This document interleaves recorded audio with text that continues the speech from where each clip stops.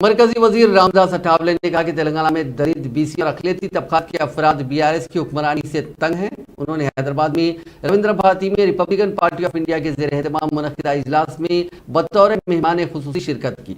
इस मौके पर मीडिया से बात करते हुए उन्होंने कहा कि तेलंगाना की हुक्मरान जमात टीआरएस का नाम तब्दील करते हुए उसे भारत राष्ट्र समिति किया गया, जिससे कोई फायदा नहीं होगा। उन्होंने जोर देते हुए कहा कि चौथा महाज अगर बनता है तो मुखालिफ जमातों के वोट कटने से ज्यादा फायदा बीजेपी को होगा।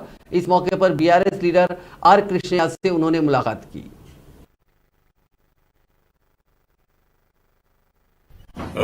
टीआरएस जो थी तेलंगाना राष्ट्रीय समिति थी, अभी वो भारतीय राष्ट्रीय समिति हो गई है।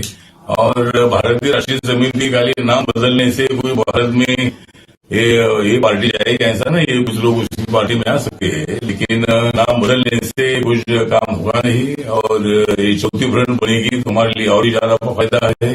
बीजेपी को जितना वोट विरोधी दलों का कटेगा उससे बीजेपी का और भी ज्यादा फायदा होगा।